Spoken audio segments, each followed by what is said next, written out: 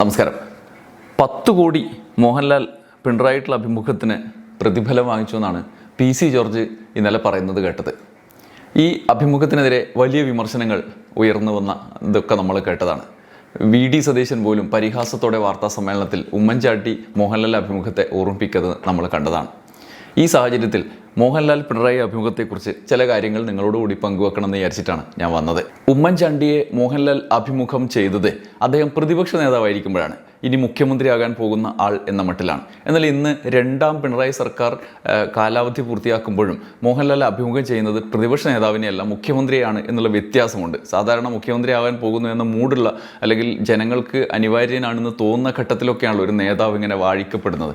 അത് VS ആയാലും ഓരോ പ്രതിപക്ഷ നേതാക്കളെയും നമുക്ക് കാണാം. എന്നാൽ ഇപ്പോൾ പിണറായി വിജയനെ മോഹൻലാൽ അഭിമുഖം ചെയ്യുന്നതാണ് നമ്മൾ കാണുന്നത്. ഈ ഘട്ടത്തിൽ തന്നെ പ്രതിപക്ഷ നേതാവ് അതിനെ പരിഹാസത്തോടെ വാർത്താ സമ്മേളനത്തിൽ കാണുന്നതും നമ്മൾ കേട്ടതാണ്. ഈ സാഹചര്യത്തിൽ പിണറായി മോഹൻലാൽ അഭിമുഖത്തെക്കുറിച്ച് പറയുമ്പോൾ ആമുഖമായി ഒരു മാധ്യമ പ്രവർത്തന ശൈലിയെക്കുറിച്ച് കൂടി പറയേണ്ടതുണ്ടെന്ന് വിചാരിക്കുന്നു. നമ്മുടെ നാട്ടിലെ ബഹുമാന്യരായ നേതാക്കളുടെ ഭൂതകാലം പലപ്പോഴും രേഖപ്പെടുത്തപ്പെടാറില്ല. അവരുടെ ആത്മകഥയായി ചില ആളുകളൊക്കെ എഴുതിയെങ്കിൽ വരാം എന്ന് മാത്രമേ ഉള്ളൂ. അല്ലെങ്കിൽ വർത്തമാനകാല രാഷ്ട്രീയ തർക്കത്തിൽ ചില ഒരു ഭരണകൂട ശക്തി എന്ന നിലയിൽ പെരുമാറുന്ന മാധ്യമങ്ങളുടെ തുടർച്ചയായ വേട്ടകളിലൊക്കെ കുരുങ്ങി മുന്നോട്ട് പോകുന്ന, വെറുതെ രാഷ്ട്രീയ തർക്കങ്ങളിലൊക്കെ ഇടപെട്ട് മുന്നോട്ട് കൊണ്ടുപോകുന്ന ഒരു നേതാവായി അസ്തമിക്കുന്ന കാഴ്ച സമീപകാല ഈ ദൃശ്യമാധ്യമങ്ങളുടെ അതിപ്രസരത്തിന് ശേഷം സംഭവിച്ചിട്ടുണ്ട്. എന്നാൽ അത് ഇനി വ്യത്യസ്തമായി ഭൂതകാലത്ത് പത്രങ്ങളൊക്കെ അധീശത്വം സ്ഥാപിച്ചിരുന്ന മാധ്യമകാലത്ത് അങ്ങനെ ആയിരുന്നില്ല. മാധ്യമ പ്രവർത്തകർ ഒരു അഭിമുഖമൊക്കെ എടുക്കുമ്പോൾ അവരുടെ വാർത്താ സാധ്യത ഉപയോഗിക്കുമ്പോൾ തന്നെ അവരുടെ ഭൂതകാലത്തെ അനുഭവങ്ങൾ നമുക്കൊരു സമ്പത്തായി ഓർമ്മയിൽ വെക്കുന്നതിന് വേണ്ടിയിട്ടുള്ള പ്രതികരണങ്ങൾ എടുക്കാറുണ്ടായിരുന്നു. ഇപ്പോൾ ആ പരിപാടിയൊന്നുമില്ല. നീ ഏതാ ഞാനേതാ എന്ന മട്ടിലുള്ള പ്രതികരണങ്ങളാണ് മാധ്യമപ്രവർത്തകർ, ചാനൽ പ്രവർത്തകരുടെ ഒരു സമീപനം. അതിൽ നിന്ന് വ്യത്യസ്തമായി ഒരു മാധ്യമപ്രവർത്തകനപ്പുറത്തേക്ക് മോഹൻലാൽ അഭിമുഖം ചെയ്യുമ്പം അത്തരത്തിലുള്ള പഴയകാല കാര്യങ്ങൾ അന്വേഷിച്ച് അവതരിപ്പിക്കുന്നു എന്നുള്ളത് ഇവിടെ മാത്രമല്ല, ഉമ്മൻചാണ്ടിയുടെ അഭിമുഖത്തിൽ ഇത്രയധികം ഇല്ലെങ്കിലും ഏകദേശം നമുക്ക് ചേർത്ത് വെച്ച് പറയാവുന്ന കാര്യമാണ്. അപൂർവമായി ഇപ്പോൾ സോഷ്യൽ മീഡിയയിലെ അഭിമുഖങ്ങളിലാണ് അങ്ങനെയുള്ള, ഇപ്പോൾ VD സതീശനെ കുറിച്ച് ഷാരിഖ് സംസുദ്ദീൻ ചെയ്ത അഭിമുഖത്തിൽ VD സതീശൻ്റെ ബാല്യകാലത്തെക്കുറിച്ചുള്ള ചോദ്യ ഉത്തരവൊക്കെ എപ്പോഴും അദ്ദേഹത്തെക്കുറിച്ചുള്ള ഒരു കാഴ്ചപ്പാടിനെ സഹായിക്കുന്നതാണ്. സമാനമാണ് ഇവിടെ പിണറായിയുടെ ഭൂതകാലം നമുക്ക് പലർക്കും അറിയാമെങ്കിൽ പോലും പുതിയ കാലത്തിന് പരിചയപ്പെടുത്തുന്ന ഒരു അഭിമുഖമായിട്ട് ഇത് വന്നിട്ടുണ്ട്. ഞാൻ ഈ അഭിമുഖത്തിലെ ഏറ്റവും പ്രധാനപ്പെട്ട ഒരു 10 ഭാഗങ്ങളാണ് നിങ്ങൾ കേൾപ്പിക്കുന്നത്. വളരെ ചുരുങ്ങിയ സമയത്തിനുള്ളിൽ കേൾപ്പിക്കേണ്ടതുണ്ട്. ആദ്യം മോഹൻലാൽ പിണറായിയെ കുറിച്ച് പറഞ്ഞ ആമുഖമാണ്. ആക്ഷൻ സിനിമകൾ, സ്റ്റണ്ട് സിനിമകൾ ഇഷ്ടപ്പെടുന്ന ഒരു സഹൃദയൻ, രാമായണം വായിച്ചു കേട്ട് ഭൂത പ്രേതാദികളിലുള്ള അന്ധവിശ്വാസം മാറ്റിയെടുത്ത ഒരു ബാല്യം, അമ്മയുമായി സവിശേഷമായ ഒരു അടുപ്പം പുലർത്തിയ മകൻ, കാർക്കശ്യത്തിന്റെ പുറന്തോടിന് പിന്നിൽ മറിഞ്ഞിരിക്കുന്ന ഭരിതപ്രിയനായ ഒരു ആസ്വാദകൻ. അങ്ങനെ കേരളത്തിന്റെ പിണറായി സഖാവിനെ പറ്റി നാം അറിയാത്ത പലതും എനിക്ക് അദ്ദേഹത്തോട് ചോദിക്കണമെന്നുണ്ട്, നിങ്ങൾക്ക് വേണ്ടി. ഒരുപക്ഷെ ഈ ആമുഖത്തിൻ്റെ പേരിൽ കൂടിയാണ് മോഹൻലാൽ സോഷ്യൽ മീഡിയയിൽ വലിയ തോതിലുള്ള അറ്റാക്ക് നേരിടുന്നുണ്ട്. പിണറായി അഭിമുഖം ചെയ്യാമെന്ന് പറഞ്ഞാൽ, അല്ലെങ്കിൽ പിണറായിയെക്കുറിച്ച് നല്ലത് പറയാമെന്ന് പറഞ്ഞാൽ ഈ കാലത്ത് വലിയ പാടാണ്. വലിയ തോതിലുള്ള സോഷ്യൽ മീഡിയ, ഫേസ്ബുക്ക് തെറിവിളികളും മെസ്സഞ്ചർ തെറിവിളികളും ഒക്കെ വരും. അതിനൊക്കെ നേരിടാമെന്ന് ആയിരിക്കണം മോഹൻലാൽ വന്നത്. അത്രമാത്രം അവരുടെ സൗഹൃദം കൂടി ഉണ്ട് എന്നാണ് ഈ വീഡിയോയുടെ അവസാനം നമുക്ക് മനസ്സിലാവുക. രണ്ടാമതായി അദ്ദേഹത്തിൻ്റെ അമ്മയെക്കുറിച്ച്, പിണറായിയുടെ അമ്മയുടെ മരണത്തെക്കുറിച്ചുള്ള ഒരു സെൻറ്റിമെൻ്റലായ ഭാഗമുണ്ട്. അന്ന് ഞാൻ തിരുവനന്തപുരത്താണ്. തിരുവനന്തപുരത്ത് പാർട്ടി സെക്രട്ടേറിയറ്റ് മെമ്പറായിട്ട് ഫുള്ളായിട്ട് ഇവിടെ നിൽക്കുന്ന സമയം. അപ്പോൾ ഒരു ദിവസം, എല്ലാ ദിവസവും വീട്ടിൽ നിന്ന് സംസാരിക്കും. ഒരു ദിവസം ഭാര്യ വിളിച്ചപ്പോൾ ചെറിയ സംസാരത്തിനൊരു വ്യത്യാസം പോലെ തോന്നി. അത് അമ്മയുടെ ആരോഗ്യസ്ഥിതി പറയായിരുന്നു. നല്ല അവശതയുണ്ടായിരുന്നു. അപ്പോൾ മറ്റൊന്നും പറഞ്ഞില്ല, പക്ഷെ എനിക്ക് തോന്നി എന്തോ ഒരു പ്രശ്നമുണ്ട്. അപ്പോൾ ആ കാലത്ത് ചടയം ഗോവിന്ദനാണ് സെക്രട്ടറി.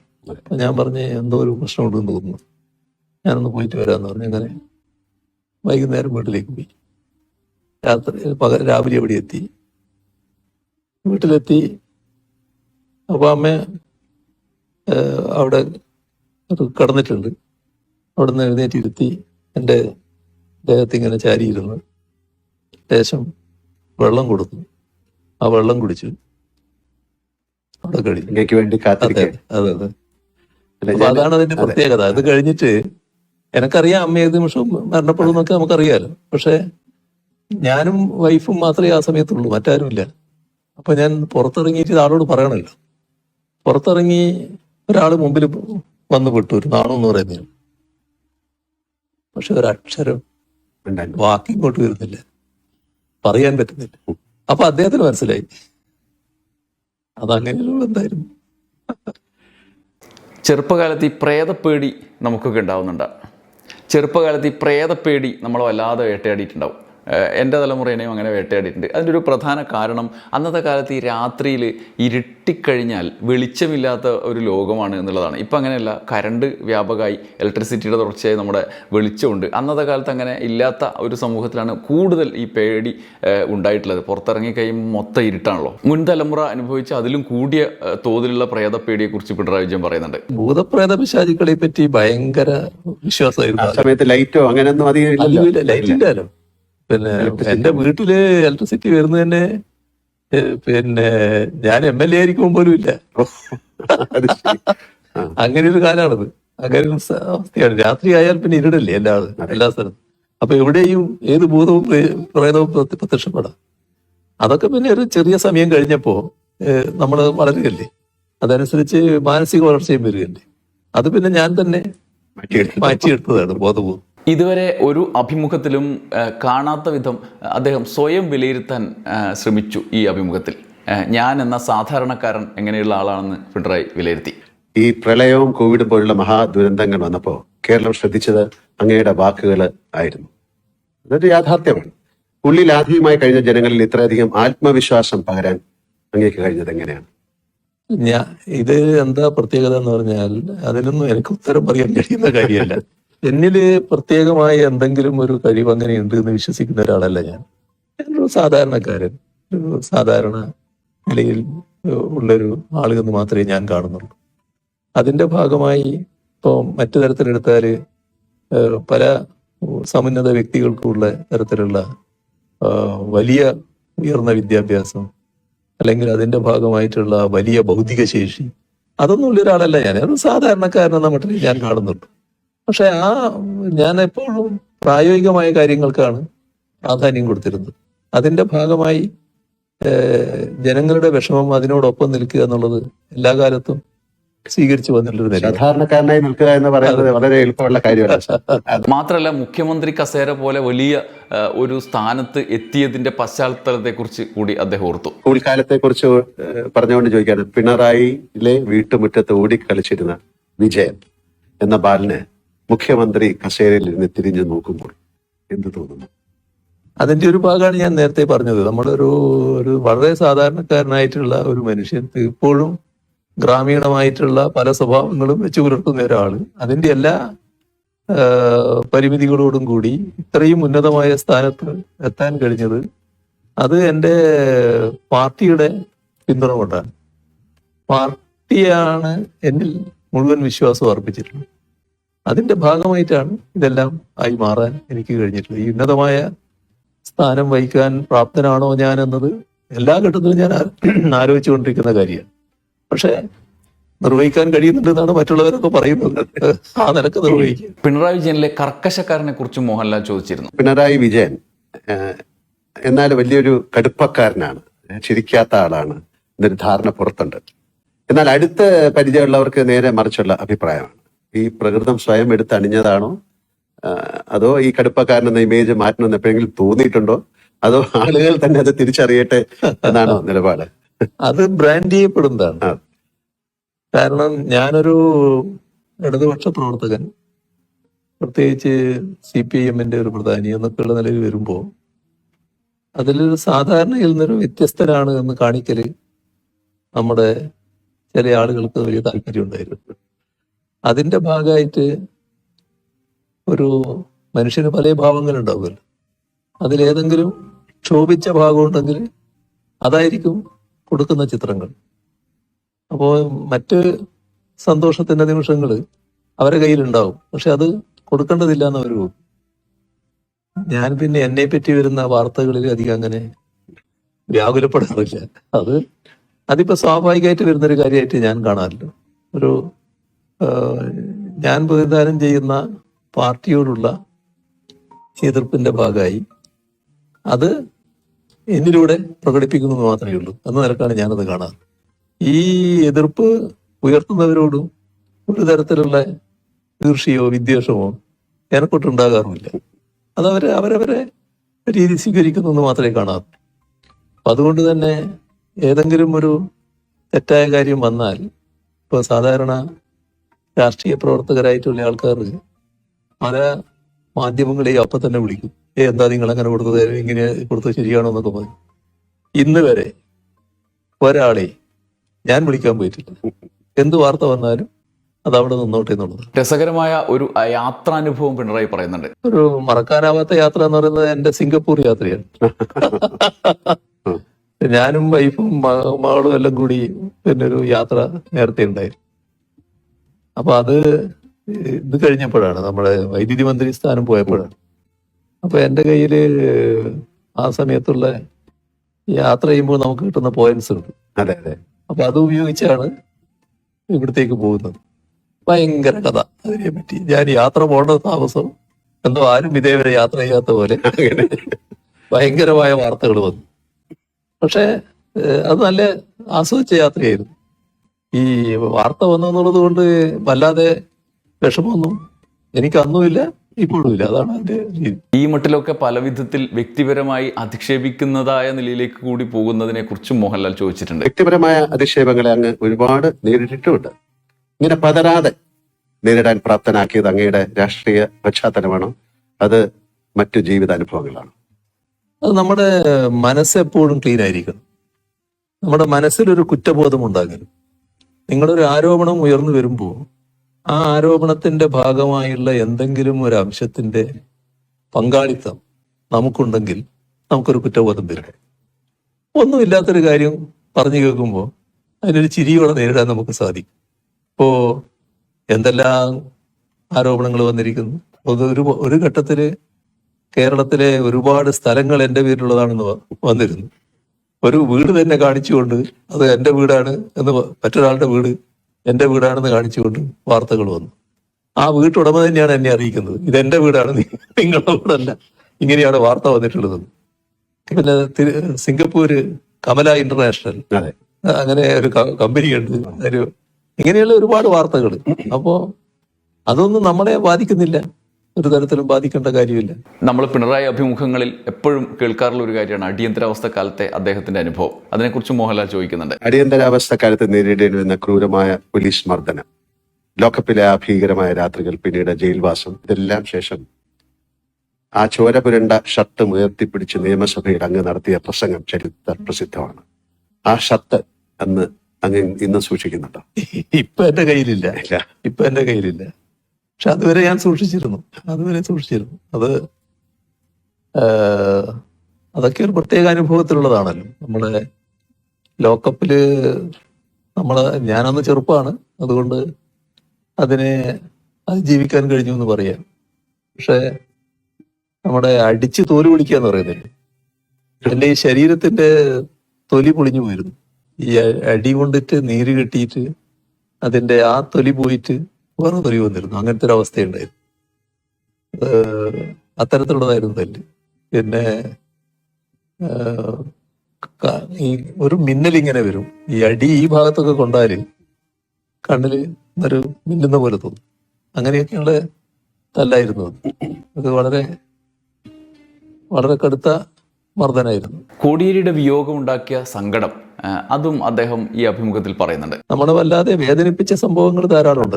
അത് വേദനിപ്പിച്ച ധാരാളം സംഭവങ്ങളുണ്ട്. ഇപ്പോ ഏറ്റവും അധികം വിഷമം തോന്നുന്നത് നമ്മുടെ ഒന്നിച്ചുള്ളവരും നമ്മളെ വിട്ടുപിരിയുമ്പോൾ, നമുക്ക് ശേഷം വിട്ടുപിരിയേണ്ടവരാണെന്ന് കരുതുന്നവർ വിട്ടുപിരിയുമ്പോൾ ഒക്കെ ഉണ്ടാകുന്ന പ്രയാസങ്ങളുണ്ട്. അതിപ്പോ പരസ്യമായിട്ട് തന്നെ പ്രകടമായതാണ്. കോടിയേരി ബാലകൃഷ്ണന്റെ ആ അനുശോചന യോഗത്തിൽ സംസാരിക്കാൻ, ആ സംസാരം പൂർത്തിയാക്കാൻ എനിക്ക് കഴിഞ്ഞില്ല. അത് സ്വാഭാവികമായിട്ട് വരുന്ന ഒന്നാണ്. അങ്ങനെയുള്ള ചില ഘട്ടങ്ങൾ ഉണ്ടായിട്ടുണ്ട്. ഉള്ളു തൊട്ട ചില പരാമർശങ്ങളിൽ ഒന്ന്, പിണറായി വിജയൻ ഒരു സുഹൃത്തുമായിട്ടുള്ള ബന്ധം വിച്ഛേദിച്ച ഒരു കാര്യമാണ്. പശ്ചാത്തപിക്കേണ്ടി വന്നിട്ടുള്ളൊരു ഘട്ടം പറഞ്ഞാല്, എൻ്റെ ഒരു കോളേജ് പഠനകാലത്ത് ഒരു സുഹൃത്തുണ്ടായിരുന്നു, നല്ല അടുത്ത സുഹൃത്താണ്. അപ്പൊ ആ വിദ്വാൻ നല്ല വലിയ കാശുള്ള ആളാണ്, സായിപ്പിന്റെ മകനായിട്ടുള്ള ആളാണ്. അതിന്റെ ഭാഗമായിട്ട് തന്നെ കാശ് ധാരാളമുണ്ട്. ഈ അന്ന് ഈ ട്രൗസറിന്റെ പോക്കറ്റിൽ നിന്ന് 100 നോട്ടുകൾ എടുക്കുന്ന ഒരു വിദ്വാനാണ്. അങ്ങനെ കാശുണ്ടാകുന്ന ഒരു വിദ്വാൻ. പക്ഷെ എന്നെ വലിയ കാര്യമായിരുന്നു. ഞാൻ വളരെ അടുത്ത ബന്ധത്തിലായിരുന്നു. മദ്യപാനത്തിലേക്ക് നീ പുള്ളി. അപ്പൊ ഞാനന്ന് ഒരു വിദ്യാർത്ഥി പ്രവർത്തകനൊക്കെ ആയിട്ട് മാറിയിട്ടുള്ള കാലമാണ്. അപ്പൊ ഞാൻ പറഞ്ഞു അത് ശരിയല്ലേ, അത് മദ്യം ഉപയോഗിക്കാൻ പാടില്ല എന്ന് പറഞ്ഞു. പക്ഷെ അത് വല്ലാതെ പരിധി വിട്ട് ഉപയോഗിക്കുന്നവരാണ്. അപ്പൊ പിന്നെ ഞാൻ ആ ബന്ധം അങ്ങ് വിച്ഛേദിച്ചു. പിന്നെ എനിക്ക് പലപ്പോഴും തോന്നിയിട്ടുണ്ട് ആ ബന്ധം വിച്ഛേദിച്ചത് അയാളെ കൂടുതൽ നാശത്തിലേക്ക് എത്തിച്ചു. അയാൾ വല്ലാതെ തകർന്നുപോയി. തകർന്നൊരു പൂർണ്ണമായ മദ്യപാനിയായി റോഡ് വക്കിലൊക്കെ ഇരിക്കുന്ന സൈസായിട്ട് മാറിയിരുന്നു. അപ്പൊ അത് പിന്നെ എന്നെ ഒരു കുറ്റബോധത്തിലേക്ക് നയിച്ചിരുന്നു. അത് അന്ന് ഞാൻ അങ്ങനെ വിട്ടിരുന്നില്ലെങ്കിൽ ഞാനുമായിട്ടുള്ള അടുപ്പം തുറന്നിരുന്നുവെങ്കിൽ അയാൾ മദ്യപിക്കുമായിരുന്നു. പക്ഷെ ഇതുപോലൊരു മദ്യപാനിയായിട്ട് മാറില്ലായിരുന്നു എന്നാണ് എൻ്റെ ഒരു തോന്നൽ. ഒരുപക്ഷെ രാഷ്ട്രീയ വിവാദത്തിന് വരുന്ന ആളുകളിൽ ഇടയാക്കാവുന്ന ഒരു കാര്യം കൂടി അദ്ദേഹം പറയുന്നുണ്ട്. ഒരു ദിവസം രാവിലെ എൻ്റെ ഒരു കോളേജ് കാലത്തുള്ള ഒരാള് രാഷ്ട്രീയമായിട്ട് വിരുദ്ധ ചേരിയിലാണ്. രാവിലെ എൻ്റെ വീട്ടിൽ വരിക. എതിർചേരിയിലാണ്, ഭയങ്കര എതിരാളിയാണ്. രാവിലെ വീട്ടിൽ വരിക. എന്താ പേര് ഞാൻ പറയുന്നില്ല, എന്താന്ന് ചോദിച്ചപ്പോ ഇരിക്കുന്നു പറഞ്ഞു. അല്ല, ഞാനൊരു കാര്യം പറയാൻ വന്നതാണ്. പറഞ്ഞു നിങ്ങളെ നല്ല വിജയന്റെ എന്നാണ്. വിജയന്റെ മക്കളെ നേരെ ഒരു നോട്ട് കൊടുത്തിട്ടുണ്ട്. ആളെ പേര് പറയുന്നുണ്ട്. അത് തട്ടിക്കൊണ്ടുപോകാനാണ്. ഇയാളുടെ പ്രധാന സുഹൃത്താണ് ഈ ചെയ്യുന്നത്. ഈ പ്രധാന സുഹൃത്താണ് ഇത് പ്ലാൻ ഇട്ടിട്ടത്. അപ്പൊ ആ സുഹൃത്തിനോട് ഇയാൾ പറഞ്ഞു, പിന്നെ അത് ചെയ്യാൻ പാടില്ല, അതൊക്കെ പിന്നെ നാട് കത്തും, അന്ന് അങ്ങനെ ഒരു വഴിക്ക് പോകരുത് എന്നൊക്കെ പറഞ്ഞു. പക്ഷേ അവനായതുകൊണ്ട് എനിക്ക് ഉറപ്പില്ല, ചിലപ്പോൾ നടന്നേക്കാം. അപ്പൊ ഞാൻ ചിരിച്ചു. അല്ല, നിങ്ങൾ ചിരിക്കുക ചെയ്യാന്ന് എനിക്കറിയാം, എന്നാലും ഇത് ശ്രദ്ധിക്കേണ്ട ഒരു കാര്യമാണ്. എന്ത് ശ്രദ്ധിക്കാനാണ്? ഞാൻ എന്ത് ശ്രദ്ധിക്കും? ഭാര്യയോട് പറയാൻ പറ്റും? പറഞ്ഞാൽ പിന്നെ പിന്നെയുള്ള അവസ്ഥ എന്താണ്? ഈ കുട്ടികളോട് പറയാൻ പറ്റും? അത് പിന്നെ വരുന്നിടത്ത് കാണാൻ നോക്കല് മാത്രമേ പറ്റൂ. കണ്ട സിനിമകളിലെ പ്രിയപ്പെട്ട കഥാപാത്രത്തെ കുറിച്ച് പിണറായി വിജയൻ പറഞ്ഞു. പ്രിയപ്പെട്ട ഒരു കഥാപാത്രം ഏതാണെന്ന് ചോദിച്ചു കഴിഞ്ഞാൽ എനിക്ക് പറയാൻ പറ്റും. അത് അങ്ങയുടെ ജീവിതത്തിൽ എന്തെങ്കിലും ഒരു പ്രതിഫലിക്കുന്ന ഒരു കഥാപാത്രം ഉണ്ടോ? അല്ല, മലയാള സിനിമയിൽ ധാരാളം കഥാപാത്രങ്ങൾ നമ്മൾ ഓർത്തു വെക്കുന്നവരായിട്ടുണ്ടല്ലോ. ഒരു സാമൂഹ്യ പ്രതിബദ്ധതയുള്ള ഒരു കഥാപാത്രം അങ്ങയുടെ തന്നെയാണെന്ന് എനിക്ക് തോന്നുന്നു. ഒരു മെഡിക്കൽ വിദ്യാർത്ഥിയായിട്ട് ചേർന്നിട്ട് ആ മെഡിക്കൽ വിദ്യാർത്ഥി റാഗിങ്ങിന് നേതൃത്വം കൊടുത്ത് അമൃതം ഗമയ MT എഴുതിയത് അല്ലേ? ഹരിഹരൻ. അതെ, ഹരിഹരൻ. അപ്പോ അതിനകത്ത് പിന്നെ നിങ്ങളാണ് ആ പിന്നെ ഇതായിട്ട് വരുന്നത്. അപ്പോ അവിടെ മാതൃകാ ഡോക്ടറായിട്ടാണ് പിന്നെ പ്രവർത്തിക്കാൻ ശ്രമിക്കുന്നത്. നിങ്ങൾക്ക് ഒരുപാട് നഷ്ടങ്ങൾ സംഭവിക്കുന്നുണ്ട്. പക്ഷെ അതൊന്നും പിന്നെ അവരിങ്ങനെ മുഖവിലക്കെടുക്കാതെ നിങ്ങൾ നിങ്ങളുടെ ആശയത്തിൽ തന്നെ ഉറച്ചു നിൽക്കുന്നു. ഒരു നല്ല സാമൂഹ്യ പ്രതിബദ്ധതയുള്ള ഒരു കഥാപാത്രമായിരുന്നു. ഞാൻ അങ്ങോട്ട് ചോദിക്കാൻ, മോഹൻലാൽ സിനിമകളിൽ അങ്ങേക്ക് ഏത് കഥാപാത്രത്തിനോടാണ് താല്പര്യം? ഇപ്പൊ അത് അങ്ങ് പറഞ്ഞു കഴിഞ്ഞു. ഇതാണ് നല്ല ഇതായിട്ട് എനിക്ക് തോന്നിയത്. മുമ്പ് കേട്ടിട്ടില്ലാത്ത നായ്ക്കളോടുള്ള സ്നേഹത്തിന്റെ ഒരു അനുഭവ കഥയും പിണറായി വിജയൻ പറയുന്നുണ്ട്. വീട്ടിന്റെ സൈഡിലൂടെ ഒരു കൂട്ടർ പോവുകയാണ്. പഴയ തവളയെ പിടിക്കുന്നവരാണ്, നാട്ടുകാരല്ല. അതെ. അവരുടെ കൂട്ടത്തിലുള്ള ഒരു പട്ടി, ചെറിയ പട്ടിയാണ്. അവിടെ നിന്ന് ഇറങ്ങിയിട്ട് വീട്ടിലേക്ക് വന്നു. അപ്പൊ അവരങ്ങ് പോയി. അപ്പോ ഇത് ഒരു പട്ടി, ഇപ്പൊ എന്റെ ജ്യേഷ്ഠനുണ്ട്. ജ്യേഷ്ഠൻ പറഞ്ഞു അതവിടെ നിന്നോട്ടെ, വന്നതല്ലേ അവിടെ നിൽക്കട്ടെ എന്ന് പറഞ്ഞു. അത് പിന്നെ വീട്ടിൽ പറഞ്ഞു. വേറെ ശാസ്ത്രീയ വാർത്തകളൊന്നുമില്ല, നാടൻ പട്ടി എന്ന രീതിയിൽ പാട്ട്. ആ പട്ടിയുടെ ഒരു കഥയാണ് ഞാൻ പറയുന്നത്. ഒരു ദിവസം അമ്മയുടെ അടുത്ത്, അടുക്കളയിലെ അമ്മയുടെ അടുത്ത് പോയിട്ട് ഇതൊന്ന് മുരണ്ട് ചെറിയ മട്ടിൽ കുരച്ചു, മുണ്ടൊന്ന് കടിച്ചു വിരിച്ചു. അപ്പൊ അമ്മ ചീത്ത പറഞ്ഞു. അപ്പൊ ഇതിന് അമ്മയുടെ അടുത്ത് യേശുന്നില്ല എന്ന് തോന്നി. നേരെ അവിടെ നിന്ന് ഇറങ്ങി ആ വീട്ടിന്റെ തൊട്ട് പിന്നിലുള്ള ഒരു വീടുണ്ട്. അവിടെ ഒരു നാണി എന്ന് പറയുന്ന സ്ത്രീയുണ്ട്. ആ സ്ത്രീയുടെ അടുത്ത് പോയി ഇതേ കാര്യം അവരോട് ചെയ്തു. അപ്പൊ അവര് കുറച്ച് പിന്നെ പോസിറ്റീവായിട്ട് എടുത്തു. ഇതൊരു പെൺപട്ടിയാ, എന്താ മോളെ ഇതെല്ലാം പറഞ്ഞിട്ട്. അപ്പൊ മുണ്ടിങ്ങനെ കടിച്ചു വിരിച്ച് നടന്ന് ഈ വീട്ടിന്റെ പിന്നിലൂടെയാണ് വരേണ്ടത്. അപ്പൊ വീട്ടിലെ അവസ്ഥ എങ്ങനെയാന്ന് പറഞ്ഞാൽ, വീടിന്റെ മുറ്റം അത് കഴിഞ്ഞിട്ടൊരു പ്ലാറ്റ്ഫോം പോലെയാണ് കിണറിന്റെ. ആ പ്ലാറ്റ്ഫോമിന് കഴിഞ്ഞാൽ ഒരു കല്ലിങ്ങനെ വെച്ചിട്ടുണ്ട്. അതിന്റെ അപ്പുറം കിണറാണ്. അപ്പോൾ വലിയ ആൾമറയുള്ള കിണറല്ല നടന്നു. ഇവള് ഈ നാണി നടന്നു വന്ന് വടക്ക് മുറ്റത്തെത്തിയപ്പോൾ കാണുന്നത് ഇവളെ മുട്ടിലിഴഞ്ഞു വരുന്ന കുട്ടിയുണ്ട്.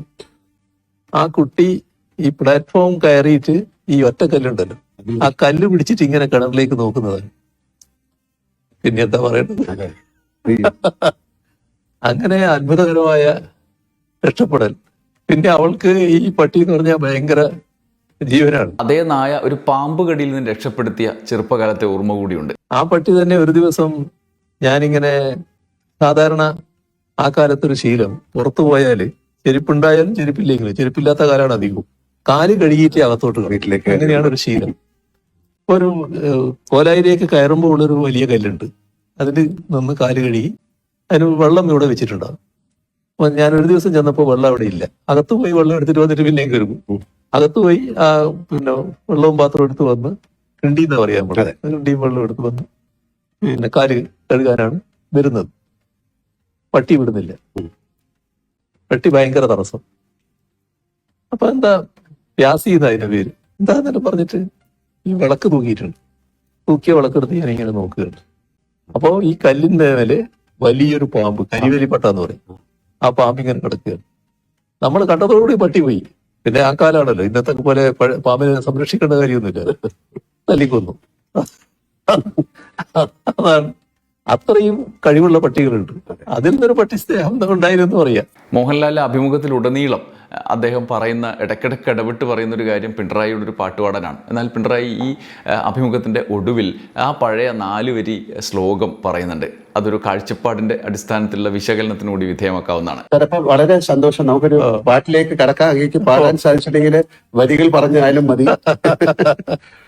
ഞാൻ നിങ്ങൾക്ക് വേണ്ടിയുള്ള ഒരു പാട്ട് തന്നെയാണ്. അയ്യോ, ആയിക്കോട്ടെ.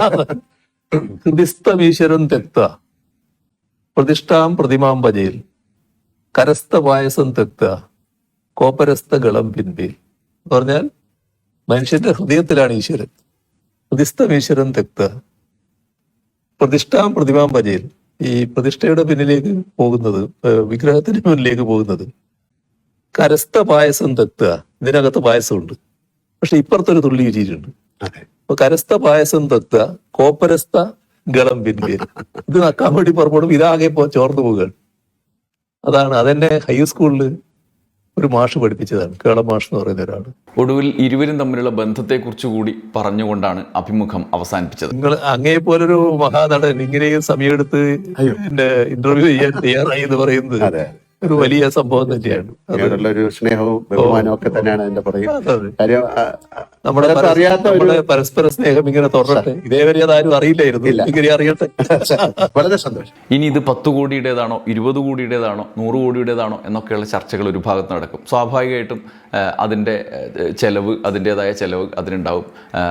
അമ്മാതിരി ഒരു പ്രൊഡക്റ്റാണ് അവർ ഉണ്ടാക്കിയിട്ട് പുറത്തിറക്കിയത് എന്നുള്ളത് യാഥാർത്ഥ്യമാണ്. അത് അതിൻ്റെ വഴിക്ക് നടക്കട്ടെ. നമുക്ക് ഒരു മണിക്കൂർ നീളുന്ന ഒരു അഭിമുഖത്തിലൂടെ 2 തവണ കേരളത്തെ ഭരിച്ച ഒരു മുഖ്യമന്ത്രിയെക്കുറിച്ചുള്ള അറിഞ്ഞതും അറിയാത്തതുമായ വിവരങ്ങൾ, വ്യക്തിപരമായ വിവരങ്ങൾ കൂടി ലഭിച്ചു എന്നുള്ളതിൻ്റെ ആഹ്ലാദത്തിൽ ഈ അഭിമുഖം കണ്ടവസാനിപ്പിക്കാവുന്നതാണ്.